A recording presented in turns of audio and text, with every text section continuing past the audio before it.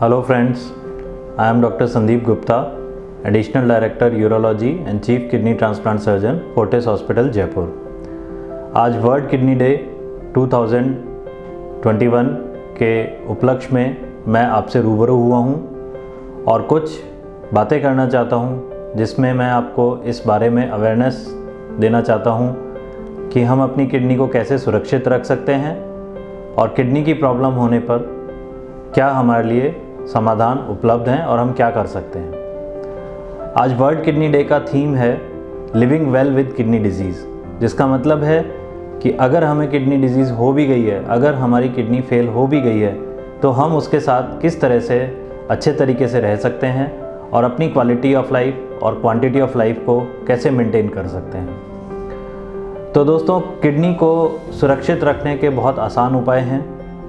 आजकल जो lifestyle disease है, डायबिटीज़ और ब्लड प्रेशर, उसको कंट्रोल में रखें, अपना रेगुलर चेकअप कराएं, एक हेल्दी लाइफस्टाइल मेंटेन करें, पानी की कमी नहीं होने दें। कुछ दवाइयाँ जिनका साइड इफ़ेक्ट होता है वो बिना डॉक्टर की सुपरविज़न के नहीं लें उनको। स्पेशली ओल्ड एज के पीपल जो जोड़ों के दर्द के लिए रेगुलर पेन किलर्स का यूज़ करते हैं, उसको लॉन्ग टाइम तक नहीं लें। कभी 1 या 2 दिन पेन किलर लेने से किडनी पे असर नहीं पड़ता है, लेकिन सालों साल अगर जोड़ों के दर्द के लिए लगातार पेन किलर्स लिए जाते हैं तो वो किडनी पे परमानेंट डैमेज कर सकते हैं। एडिक्वेट अमाउंट में लिक्विड्स डेली लेना बहुत ज़रूरी है। एक रफ रूल के हिसाब से या रूल ऑफ थंब के हिसाब से एक हेल्दी इंसान को करीब 8 से 10 गिलास पानी या करीब 2 से 2.5 लीटर पानी 24 आवर्स में लेना चाहिए। डिहाइड्रेशन एक बहुत कॉमन रीज़न है किडनी के फेल होने का।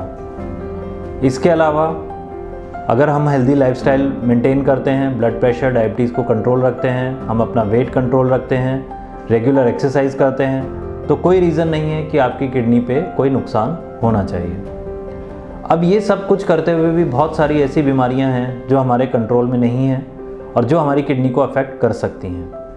अब किडनी अगर ख़राब होती है या उसमें कोई बीमारी होती है तो उसके लक्षण क्या हो सकते हैं। किडनी ख़राब होने के लक्षण शुरुआती दौर में कुछ भी नहीं होते हैं, क्योंकि हमारे को भगवान ने इतना रिज़र्व दिया है किडनी में कि जब तक वो 50-60% ख़राब नहीं हो जाती है हमें कोई सिम्टम्स नहीं आते हैं, और उसके बाद जो सिम्टम्स आते हैं वो भी काफ़ी नॉन स्पेसिफिक हैं, जैसे कि भूख ना लगना, नींद ना आना, तबीयत अच्छी नहीं रहना, तबीयत ढीली रहना, कमजोरी महसूस करना, उल्टी या उबकाई का मन होना, नींद नहीं आना, और बाद के स्टेजेस में जब किडनी काफ़ी फेल हो जाती है तो उस समय मुंह पे, चेहरे पे सूजन, पैरों पे सूजन, सांस का भरना, उल्टियाँ चालू हो जाना, पूरे शरीर पे खुजली हो जाना, इस तरह के फीचर्स आ सकते हैं। तो अगर इस तरह का कोई भी सिम्टम आपको लगता है तो तुरंत आप अपने डॉक्टर को कंसल्ट करें। डॉक्टर आपके किडनी का ट्रीटमेंट करने से पहले कुछ जांचें करवाएंगे जो बहुत ही सिंपल जांचें हैं। करीब हर डायग्नोस्टिक सेंटर पे वो जांचें उपलब्ध हैं, ना ज़्यादा महंगी हैं और ना ज़्यादा पेनफुल हैं। एक ब्लड की जांच होती है जिसको सीरम क्रिएटिनिन कहा जाता है। एक यूरिन का टेस्ट होता है जिसमें ये देखा जाता है कि यूरिन में ब्लड या प्रोटीन तो नहीं जा रहा है या कोई इन्फेक्शन तो नहीं है। और एक अल्ट्रासाउंड किया जाता है कि कहीं पथरी या किसी और वजह से या ट्यूमर की वजह से या कहीं यूरिन के फ्लो में रुकावट तो नहीं है, क्योंकि ओल्ड एज में मेल्स में प्रोस्टेट की समस्या हो सकती है, औरतों में, फीमेल्स में गर्भाशय का कैंसर हो सकता है जो कि किडनी की ट्यूब पे प्रेशर डाल करके किडनी को फेल कर सकता है, और राजस्थान और इंडिया के नॉर्थ वेस्टर्न पार्ट में स्टोन डिजीज़ की वजह से रुकावट होकर भी किडनी फेल हो सकती है। तो ये 3 मेन टेस्ट हैं जिनके बेसिस पे डॉक्टर ये डिसाइड करते हैं कि आपकी किडनी हेल्दी है या नहीं है, और अगर ये तीनों टेस्ट नॉर्मल आते हैं तो आपकी किडनी को नुकसान होने की संभावना ना के बराबर होती है। और इन टेस्ट में अगर कोई ख़राबी आती है तो उसके हिसाब से फर्दर आपके टेस्ट किए जाते हैं और ट्रीटमेंट दिया जाता है। अभी एक बार आपके किडनी के टेस्ट हो गए और उसमें ऐसा पता चलता है कि किडनी का फेलियर है, तो उसके लिए हमारे पास क्या ऑप्शंस हैं। किडनी फेलियर के मुख्यतः 2 ऑप्शंस हैं ट्रीटमेंट के लिए। एक है डायलिसिस और दूसरा है ट्रांसप्लांट। हम एक एक करके दोनों को डिस्कस करते हैं। डायलिसिस का मतलब क्या है? डायलिसिस एक प्रोसेस है जिसमें ब्लड को बॉडी से बाहर निकाला जाता है नीडल्स के माध्यम से, उसको एक मशीन में सर्कुलेट किया जाता है, घुमाया जाता है, जिससे कि ब्लड फिल्टर हो जाता है और उसमें जो इम्प्योरिटीज़ या टॉक्सिन्स और केमिकल्स हैं उसको फिल्ट्रेशन मशीन के द्वारा बाहर निकाला जाता है और प्योर ब्लड को वापस बॉडी के अंदर डाल दिया जाता है। यह एक टेम्परेरी प्रोसेस है, एक दिन में 4 घंटे के लिए होता है और करीब करीब किडनी फेलियर वाले हर मरीज को हफ्ते में 2 बार की ज़रूरत पड़ती है, किसी किसी पेशेंट को हफ्ते में 3 बार की भी ज़रूरत पड़ती है। तो डायलिसिस के साथ में सबसे बड़ा डिसएडवांटेज ये है कि आपको ये लगातार करवाना पड़ता है। आप ऐसा नहीं है कि एक बार डायलिसिस करवा लिया तो आपकी किडनी ठीक हो जाएगी, वो किडनी को ठीक नहीं कर रहा है, वो सिर्फ किडनी का सब्स्टिट्यूट है कि आपकी किडनी काम नहीं कर रही है तो एक तरह से आर्टिफिशियल मशीन से ब्लड को बाहर निकाल के और बॉडी से ब्लड को फिल्टर किया जा रहा है। इसलिए डायलिसिस आपको लगातार करवाना पड़ता है। अब अगर एक आदमी हफ्ते में 2 दिन 4-4 घंटे के लिए हॉस्पिटल जाता है, साथ में कोई अटेंडेंट या रिलेटिव भी जाता है, तो हम सोच सकते हैं कि उसका कितना प्रोडक्टिव टाइम जो है वो हॉस्पिटल में ख़राब हो रहा है। डायलिसिस के पहले वाले दिन तबीयत थोड़ा ख़राब रहती है, डायलिसिस के बाद पेशेंट अच्छा महसूस करते हैं और जब दोबारा डायलिसिस का टाइम आने लगता है 2-3 दिन में जैसे ही इम्प्योरिटीज़ ब्लड में वापस इकट्ठे होने लगती हैं, तबीयत फिर से ख़राब होने लग जाती है। तो डायलिसिस ट्रांसप्लांट जो किडनी फेलियर है उसके लिए परमानेंट सॉल्यूशन नहीं है, लेकिन ये एक लाइफ सेविंग प्रोसेस है। किसी पेशेंट की अचानक से किडनी फेल हो जाती है, ब्लड में टॉक्सिन्स और केमिकल्स बहुत ज़्यादा बढ़ जाते हैं, तो डायलिसिस से उसे तुरंत राहत मिल जाती है और पेशेंट अच्छा महसूस करता है। लेकिन थोड़े टाइम बाद जैसे ही आप खाना खाना शुरू करते हैं, चलना शुरू करते हैं, सांस लेते हैं, एक्टिविटी करते हैं, तो ब्लड में वापस से टॉक्सिन्स इकट्ठे होते हैं और वापस डायलिसिस की ज़रूरत पड़ती है। तो फिर किडनी फेलियर का परमानेंट ऑप्शन क्या है? किडनी फेलियर का फिर परमानेंट ऑप्शन बचता है किडनी ट्रांसप्लांट, जिसमें एक दूसरे मनुष्य की किडनी उसके शरीर में से निकाल करके और किडनी फेलियर वाले पेशेंट के शरीर में लगाई जाती है। ये जो नई किडनी लगती है ये बिल्कुल ओरिजिनल किडनी की तरह ही काम करती है और इसमें ज़्यादातर जो पेशेंट की खुद की जो ओरिजिनल किडनीज़ हैं जो फेल हो गई हैं उनको निकालने की ज़रूरत नहीं होती है। तीसरी किडनी जो है वो आपके शरीर में एक्स्ट्रा लगाई जाती है। अब ये जो नई किडनी है ये बिल्कुल ओरिजिनल किडनी की तरह काम करती है, आपके ब्लड को 24/7 फिल्टर करती रहती है, यूरिन नॉर्मल तरीके से बनाती है। इसके अलावा किडनी के जो बाकी काम हैं जैसे कि ब्लड बनाने का काम है, क्योंकि किडनी फेलियर के पेशेंट्स को खून की कमी हो जाती है, वो किडनी जब नई किडनी उनके शरीर में काम करना चालू करती है तो उनकी बॉडी में खून वापस से बनना शुरू होता है, तो खून की कमी भी दूर हो जाती है, बोन्स की जो वीकनेस है वो भी दूर हो जाती है, कैल्शियम की कमी भी दूर होती है, विटामिन डी की कमी भी दूर होती है। मतलब आपकी ओरिजिनल किडनी के जितने भी फंक्शंस हैं वो नई किडनी 24/7 काम करती रहती है। आपका खाने पीने का रेस्ट्रिक्शन ख़त्म हो जाता है, कितना पानी पीना है या क्या खाना है ये सब रेस्ट्रिक्शन ख़त्म हो जाते हैं। आपको सिर्फ एक चीज़ का ध्यान रखना होता है खाने पीने में कि ताज़ा बना हुआ खाना, कुक्ड फूड लें, बाहर का ठेले का, बाज़ार का गंदगी वाला खाना या गंदा पानी आप नहीं पिएंगे, उससे इन्फेक्शन लगने का डर होता है। अदरवाइज़ क्या खाना है और क्या नहीं खाना है ये सारे रेस्ट्रिक्शन आपके ख़त्म हो जाते हैं। आपकी दवाइयाँ काफ़ी कम हो जाती हैं, आप पहले से बहुत अच्छा महसूस करते हैं। 2 से 3 महीने के बाद में आप अपने सभी तरह के काम पे वापस लौट सकते हैं। आप अपनी फैमिली लाइफ, सोशल लाइफ, आपकी पर्सनल लाइफ और जो भी प्रोफेशनल लाइफ है, अगर आप जॉब करते हैं तो जॉब, अगर आप अपना बिज़नेस करते हैं तो बिज़नेस, आप किसी भी तरह का काम करते हैं वो कर सकते हैं। अगर आपको स्पोर्ट्स पसंद है तो ट्रांसप्लांट के 3 महीने बाद आप स्पोर्ट्स भी खेल सकते हैं। जिस भी तरह का स्पोर्ट्स है, आपको बैडमिंटन पसंद है, टेबल टेनिस पसंद है, टेनिस पसंद है, स्क्वाश पसंद है, इंडोर गेम्स हैं। अभी तो इंडिया में ट्रांसप्लांट गेम्स होते हैं जो स्टेट लेवल पे और नेशनल लेवल पे होते हैं। कॉम्पिटिटिव स्पोर्ट्स हैं जिसमें कि साइकिलिंग, मैराथन, स्प्रिंटिंग सब कुछ होता है और हमारे बहुत सारे पेशेंट्स हैं जो उसमें पार्टिसिपेट करते हैं और मेडल्स जीतते हैं।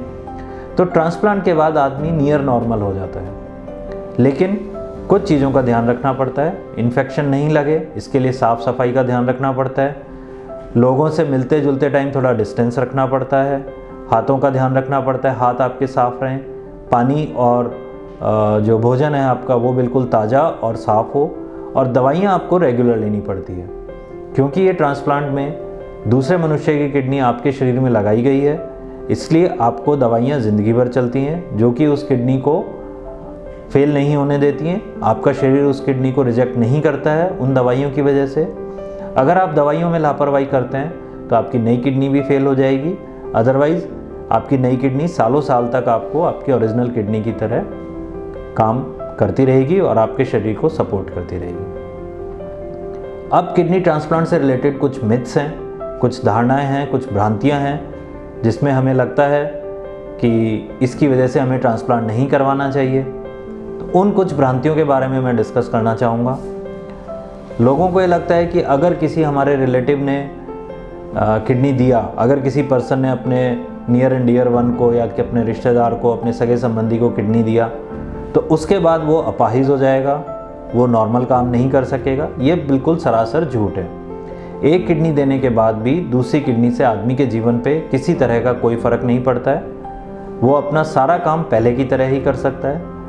और आजकल किडनी निकालने का जो डोनर का ऑपरेशन है वो हम लेप्रोस्कोपिक टेक्निक से करते हैं, जिसमें छोटा चीरा या बिल्कुल पंक्चर के माध्यम से किया जाता है। तो डोनर को कोई कष्ट नहीं होता है, ऑपरेशन के बाद पेन नहीं होता है। 3 से 4 दिन में हॉस्पिटल से छुट्टी मिल जाती है और 10 से 15 दिन में डोनर अपना सारा काम वापस से चालू कर सकता है। Even heavy exercises, jogging, weight lifting वगैरह भी हम लोग 1.5 महीने बाद अलाउ कर देते हैं। तो डोनर को कोई परेशानी होती है या आगे जाके वो भी किडनी पेशेंट बन जाता है, ये सब बिल्कुल झूठ है। डोनर को कभी किसी तरह की परेशानी नहीं होती है।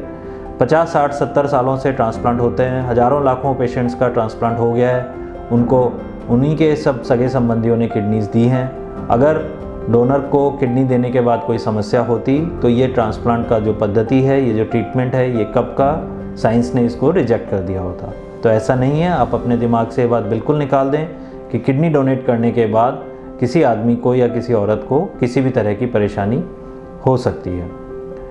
दूसरा एक जो सबसे बड़ा जो मिथ है वो ये है कि किडनी कौन दे सकता है और कौन नहीं दे सकता। तो नॉर्मली 18 साल से लेकर के 60-65 साल तक का कोई भी हेल्दी इंडिविजुअल जो है वो किडनी दे सकता है अपने सगे संबंधी को।